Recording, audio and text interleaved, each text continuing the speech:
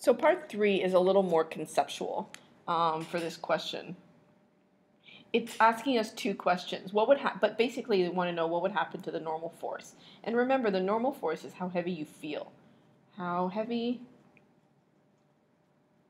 you feel. So your gravity never changes, your weight never changes, but how the chair interacts with you does change. If the normal force increases, you feel heavier. If the normal force decreases, you feel lighter. In the case of 1 and 2, you just make it around the turn, and you don't even need, given the speed and the radius, it all works out. We calculated the speed of 121 to be that. If you just make that your speed, you can get around a turn of radius 1,500 meters, and then you get to the top and there's no normal force. So then the question is asking what would happen to your normal force if you did the same loop but made the radius much tighter. So a tighter radius means a smaller radius. So in order to investigate this, we have to go back to our mv squared over r. This is what centripetal force equals. And you'll remember in part A, we made that equal to Fg. So we calculated our speed based on the fact that the Fg for a person of 50 kilograms is 490. Now, this is the problem. If we put in a radius of 150, what happens, 1500, what happens if I made this radius much smaller? If I decrease the radius, I'm actually going to, so if I decrease the radius, what am I going to do to the whole thing? I have to, Fc increases, right?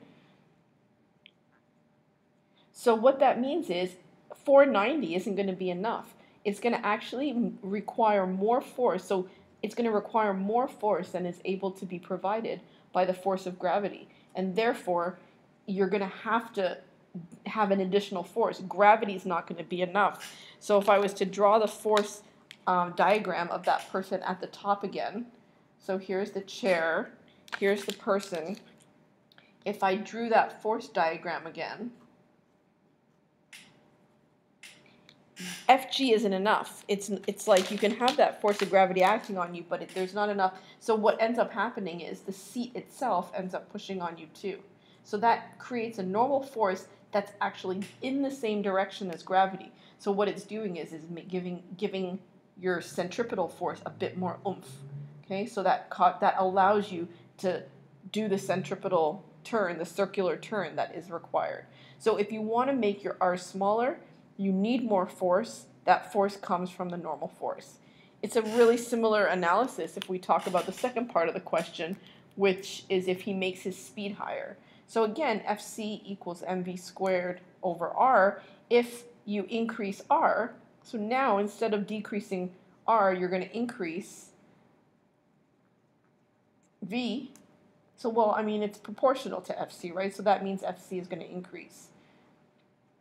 So that, again, the centripetal force you need is going to be greater than the one that gravity just supplies you.